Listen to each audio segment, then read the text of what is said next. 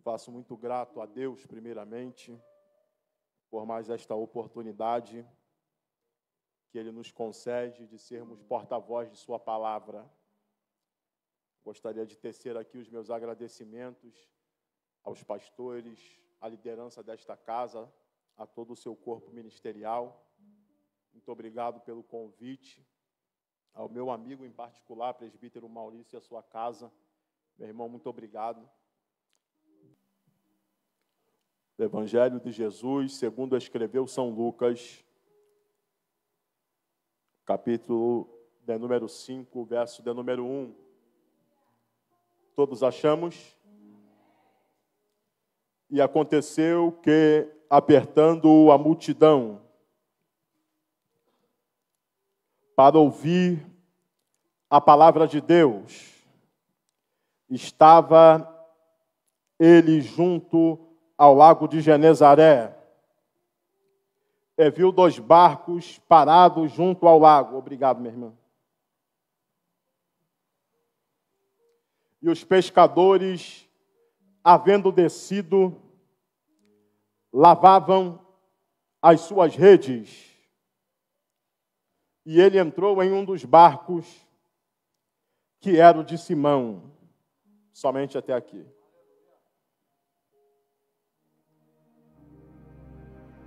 Para se entender o capítulo 5, é preciso observar o contexto do capítulo 4. Mais precisamente, a partir do verso de número 38. No verso de número 38, Jesus sai do culto na sinagoga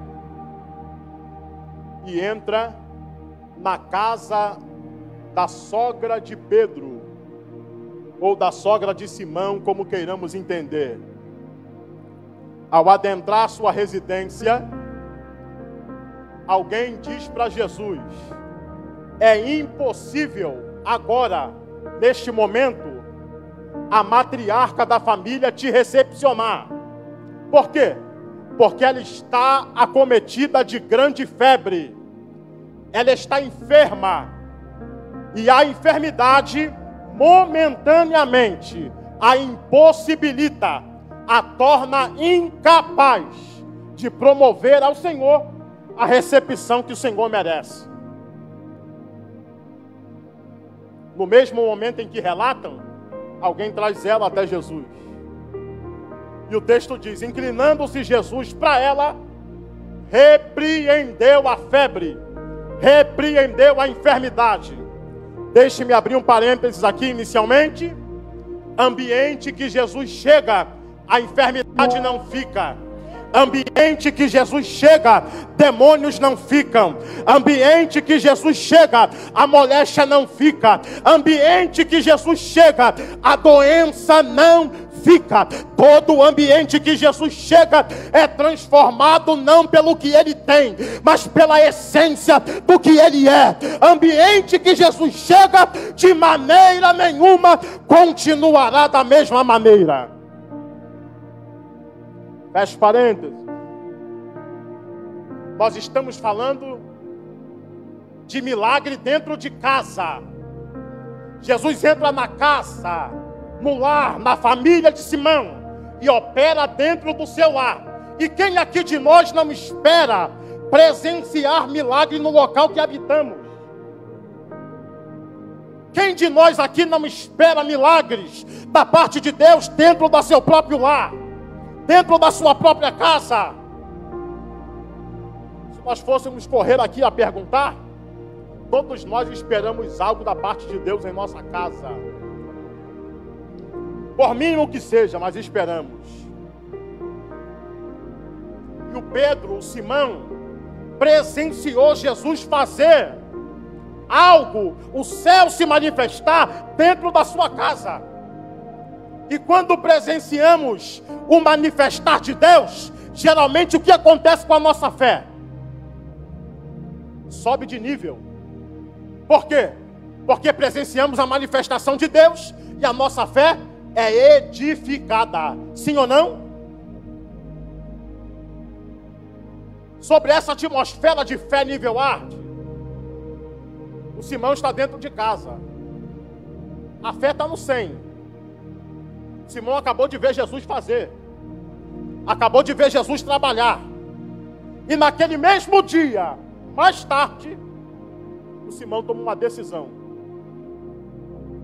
Hoje eu vou sair para trabalhar. O indicativo do capítulo 4, versículo 38, o escritor Lucas, o médico, o historiador, ele refere-se à expressão, a sogra de Simão, não é à toa. Isso aqui é indicativo de que Simão era casado e pai de família. Entenda isso aqui. Então, quando Simão diz sobre aquela atmosfera de presenciar milagre, hoje eu vou me levantar e vou sair para trabalhar. Não é o Pedro simplesmente, mas é o pai de família dizendo, eu vou me levantar e vou atrás, em busca do pão de cada dia para minha casa. E é sobre essa atmosfera que o Pedro sai. Pega o seu material de trabalho, o Pedro é sócio numa pescadora. Ele pega o seu material de trabalho, 2 remos, um barco e uma rede. E lá vai Pedro, para a praia do mar da Galileia, para a praia do mar de Tiberíades, para a praia do lago de Genezaré, como queiramos entender. A mesma coisa, só muda o nome pela região. Lá vai Simão. Coloca o barquinho na água, empurra um pouquinho, pega seu material, começa a remar. Só que nós não estamos falando de um local de pesca qualquer. Nós estamos falando de um lago com 21 quilômetros de comprimento por 14 quilômetros de largura. Para chegar no local de pesca, o Simão tinha que remar no mínimo 10 quilômetros. Sabe o que é isso? 10 quilômetros remando. Isso aqui fala de esforço físico. E a gente entende o porquê. O Simão é um pai de família. E qual é o pai de família aqui que não se sacrifica para colocar o pão na mesa para os seus filhos e para a esposa? O objetivo de Simão aqui é o nosso do dia a dia, de levar o sustento para dentro da sua casa. E o Simão sai de casa com a perspectiva elevada. Eu acabei de ver Jesus trabalhar. Eu acabei de ver Jesus fazer. E geralmente quando a gente presencia uma atmosfera de milagre, a gente associa aquela unção a tudo que a gente vai fazer. Porque a gente diz, a unção está comigo. Para onde eu for, ela vai comigo, não é assim? Onde eu colocar minha mão agora, o negócio vai andar. E é sobre essa atmosfera e pensamento que o Simão coloca o barco na água. Quantos de nós já não pensamos da mesma forma? Hoje o dia vai produzir como nunca. Estou sentindo que hoje o negócio vai ser diferente. A bênção está comigo. A unção está comigo. Hoje o negócio vai andar. Hoje o negócio vai prosperar. E lá vai Simão remando. Quando chega no local, rede a primeira vez na água. Espera algumas horas, puxa a rede e nada. Devo ter errado o cálculo. Vou tentar a segunda vez. 1, 2, 3, 4. 3 da manhã, 4 da manhã. E o próprio Simão vai dizer depois: a noite toda lancei rede e não consegui produzir absolutamente nada. Isso aqui nos ensina uma lição muito importante. Nem sempre, ao estarmos debaixo de uma atmosfera de milagre, as coisas vão sair como planejamos. E precisaremos estar pronto para entender esses dias. Tem dias que mesmo debaixo da unção, a coisa não vai andar. a coisa não vai funcionar. Mas eu gosto do Simão, que mesmo tendo um dia negativo, e tendo que remar mais 10 para voltar para a praia de onde saiu, ele chega na praia, tira seu material do barco. E eu falo por mim agora, pela minha personalidade. Se sou eu, Maicon Nascimento, abandonava barco, rede, remo. Ah, não. Pesca, esquece. Vou procurar outra coisa, vou fazer um curso, me especializar em outra área, porque pesca não está dando certo. Mas o Simão tinha todos os motivos para agir assim. Mas a primeira coisa que ele faz ao chegar na praia é pegar o seu material e água e lava. Tem um hino que diz que Pedro largou a rede, sim ou não? Mas não é isso que o texto mostra. O texto diz que Pedro saiu do barco e lavou as redes. Isso aqui é indicativo de persistência. O Simão está dizendo: hoje o dia não saiu como eu planejei. Hoje as coisas não estão do jeito que eu gostaria, mas eu preciso manter a minha rede limpa, porque eu acredito que amanhã será melhor que hoje. Eu vim aqui falar para uma igreja que às vezes não alcançará o seu objetivo de imediato, mas que manterá a sua ferramenta limpa e pronta, porque acredita num dia melhor. Quantos aqui acreditam que amanhã será melhor que hoje?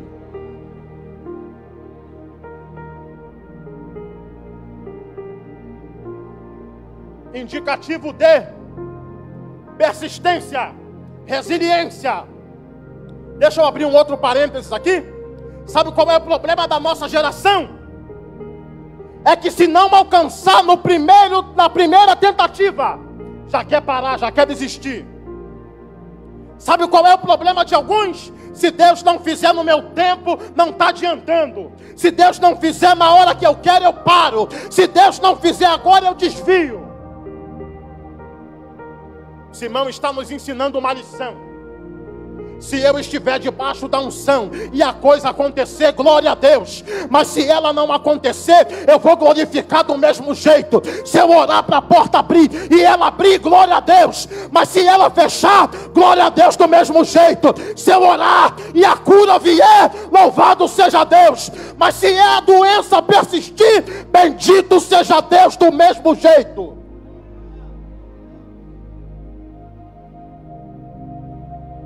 Mas desistir, abandonar, largar a rede, não está no script.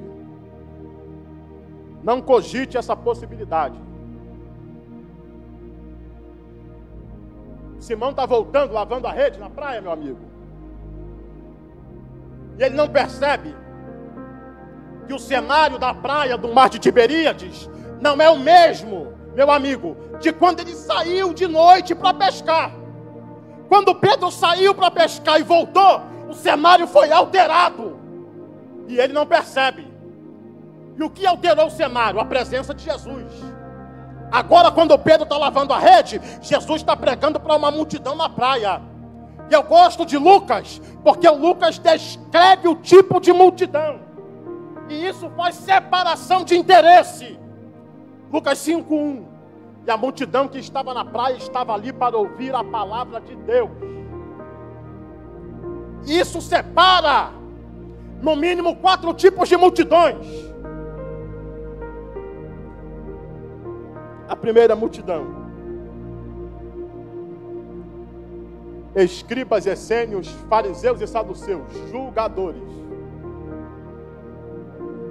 Estavam ali para fiscalizar o que Jesus fazia.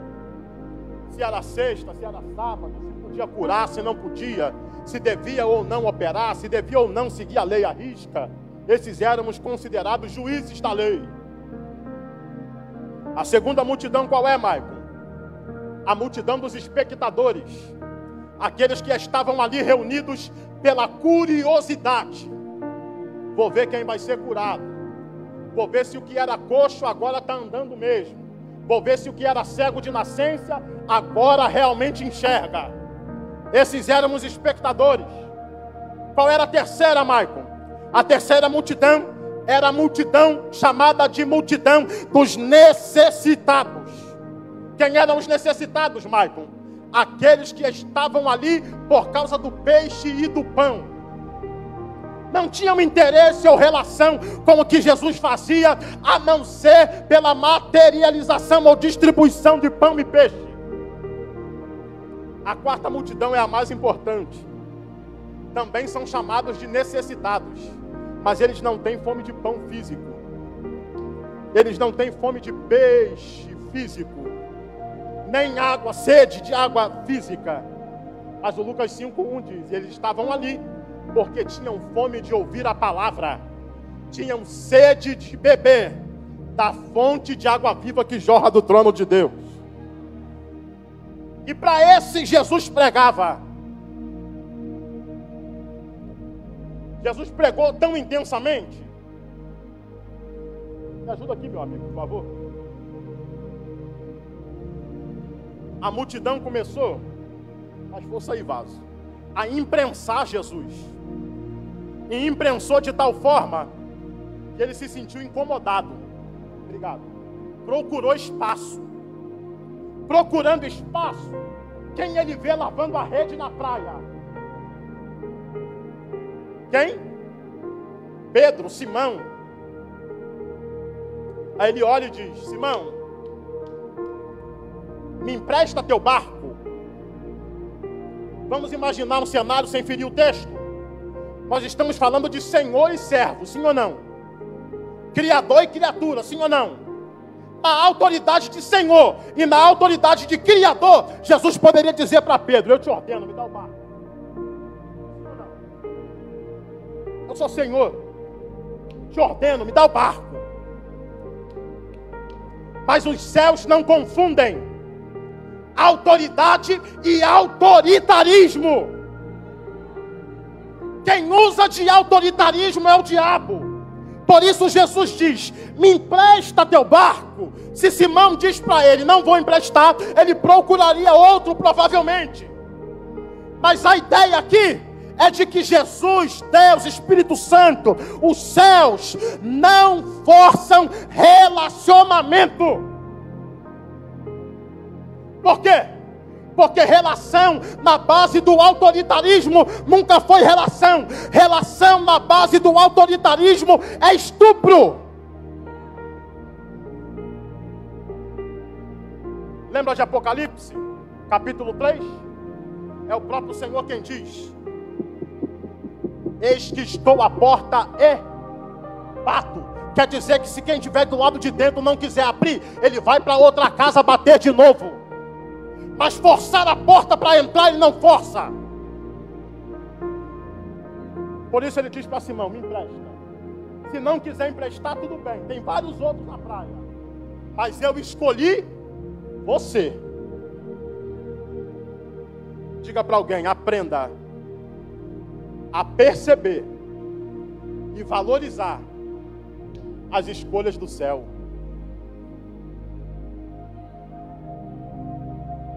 Jesus na praia estava fazendo o quê? Pregando. Ele se distancia pelo espaço, entra no barco de Simão e continua fazendo o quê? Pregando. Isso aqui é indicativo de uma coisa importante. Jesus está nos mandando uma mensagem. Deus não é Deus que começa e não termina.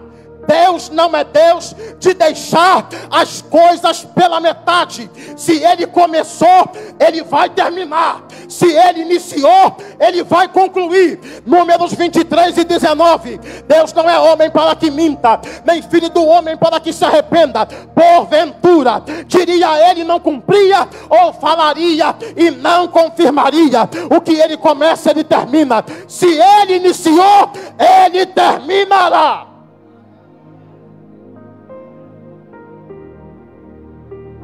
Mas deixar pela metade, não.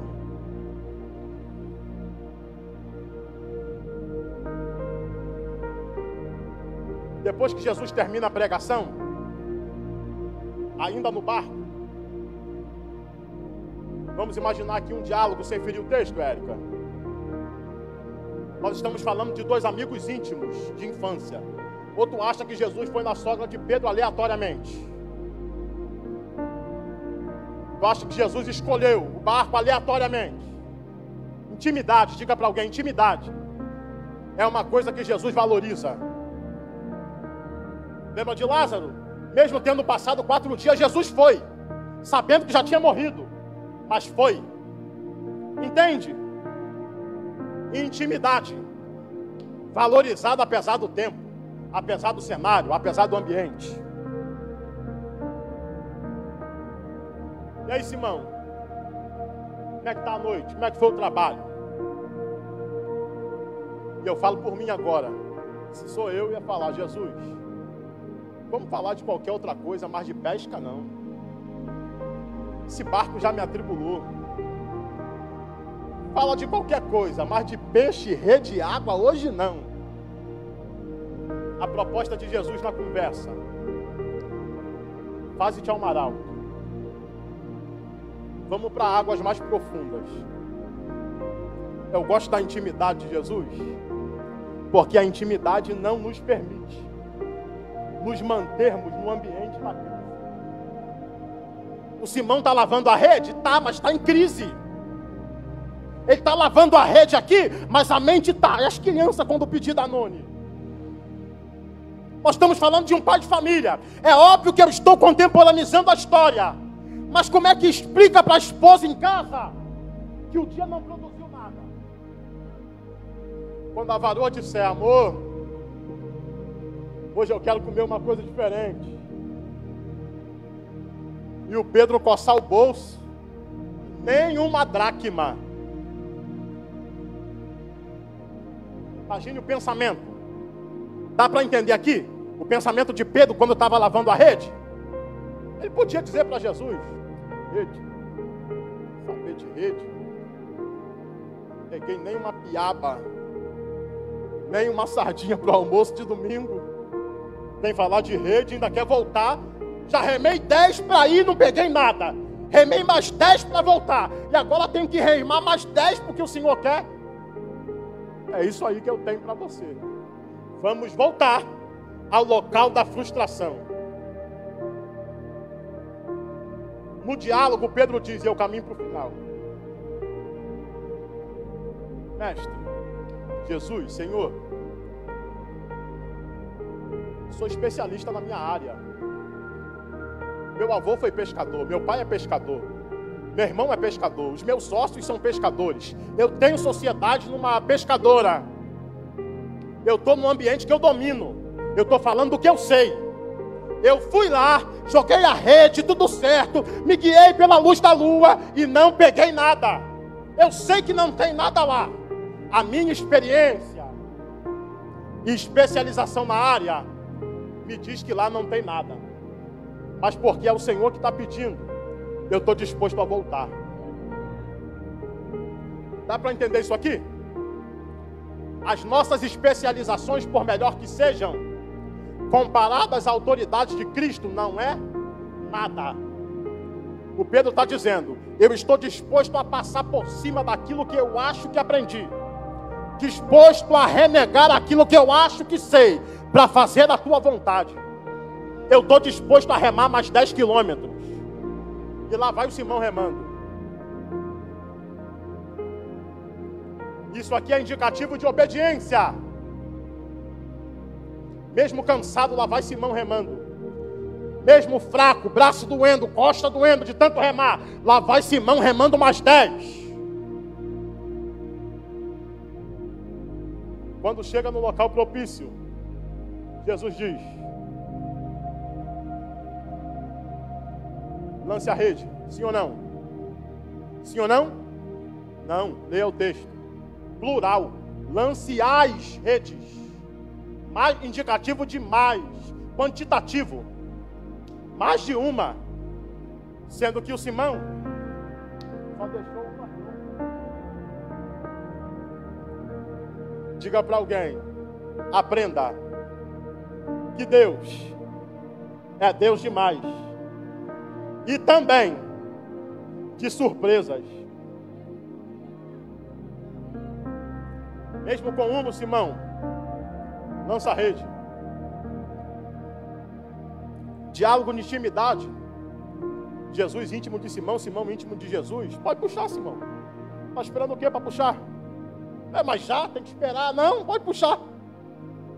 Quando o Simão, eu já pesquei dessa forma e sei do que estou falando. Quando você segura na rede, se tiver cardume na rede, a rede vibra pela movimentação do cardume. Quando o Simão encostou na rede, ele já sabia que a situação não era igual àquela que o frustrou. Diga para alguém, mesmo lago, mesmo barco, mesmo remo, mesmo pescador, mesma rede. Agora pergunto, o que mudou? Jesus no barco. Todas as vezes, mesmo debaixo da unção, que eu saio disposto a produzir alguma coisa, mas sobre a minha própria perspectiva, eu corro o risco de voltar para o local de partida totalmente frustrado. Qual é o segredo? É sair do local sobre a perspectiva de Deus. Alguém poderia dizer, já foi e voltou de mãos vazias. Busca e ainda não alcançou nada. Eu tenho uma coisa para te dizer, o cenário mudou. Eu fui e voltei vazio, porque não tinha Jesus no barco. Mas agora eu entreguei o controle do meu barco para Ele. Ele está no barco e é Ele que está direcionando. E com Jesus no barco, a certeza da vitória é mais que garantida. Jesus está no barco. E a receita de vitória é dele.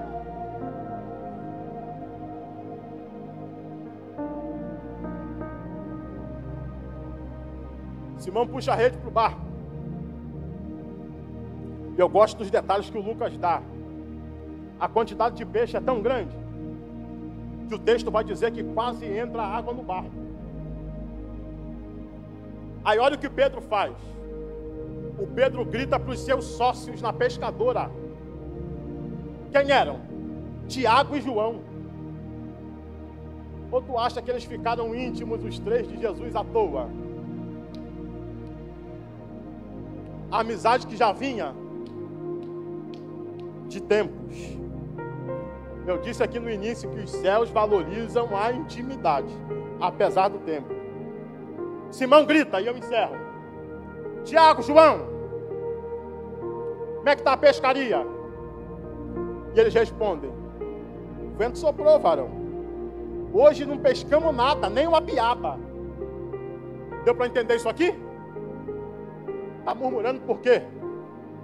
Tem gente vivendo a mesma prova que você ou pior, sem murmurar. O Pedro achava que aquela prova de não pegar nada era a exclusividade dele, mas tinha gente sofrendo o mesmo dano sem abrir a boca para murmurar. Aí o Pedro diz, ventou para vocês? Ventou para mim também, mas Jesus me escolheu e a coisa mudou. Olha como é que está a rede. O barco está quase afundando de tanto peixe que tem. Vamos fazer um negócio? Vou compartilhar. Aí o Pedro começa. Para você, um para você, um para mim. Para você, um para você, um para mim. Para você, um para você, um para mim. Deixa eu dizer uma coisa aqui, isso importa. É melhor compartilhar do que manter tudo no barco e ver o barco se perder afundando por causa do peso. Diga para alguém, compartilhe. Porque se o barco afundar, a gente perde tudo. Compartilhar aqui é Pedro entendendo o significado da lei da semeadura. Na lei da semeadura, é melhor receber do que dar. Não, na lei da semeadura é melhor dar do que receber. E o Pedro está dizendo: cada vez que eu compartilhar, a bênção aumenta sobre a minha casa. Cada vez que eu compartilhar, a bênção chegará mais sobre o meu lar. Cada vez que eu compartilhar, a bênção aumenta sobre o meu ministério. Cada vez que eu compartilhar, a bênção aumenta sobre a minha chamada. Cada vez que eu compartilho, os céus compartilham mais.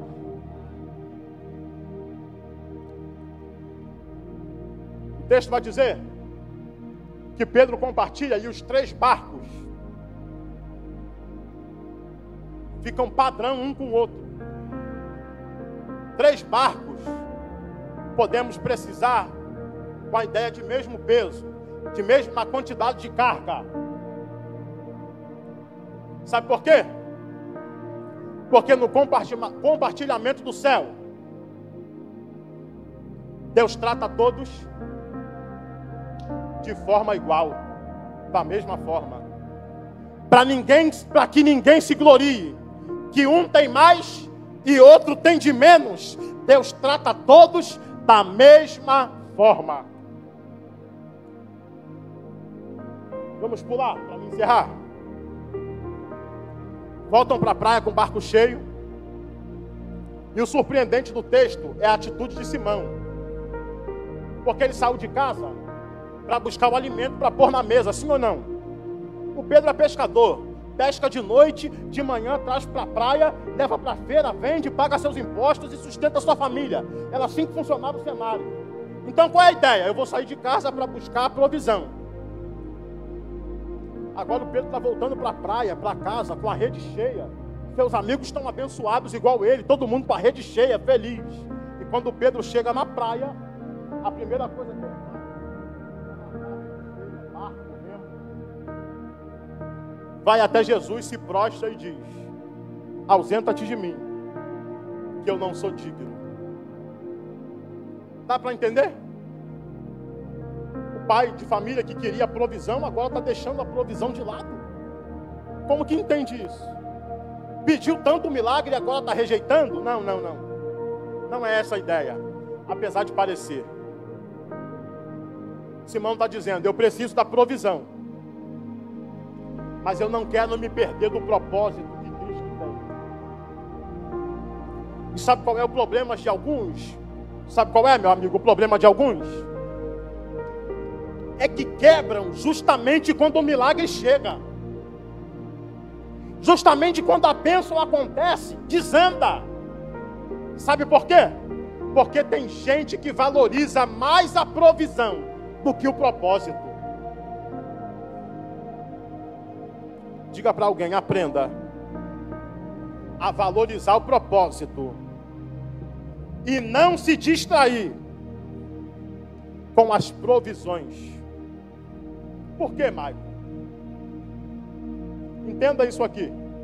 Provisão é para um momento, propósito é para uma vida. O Pedro está dizendo: eu preciso dessa provisão, mas isso aqui é para um dia. A vida que Jesus está propondo é propósito para uma vida inteira. Deu para entender? Então é o Simão desfrutando da provisão sem se perder do propósito. Desfrute de toda a provisão, mas jamais se perca do propósito. Muito obrigado. Deus abençoe.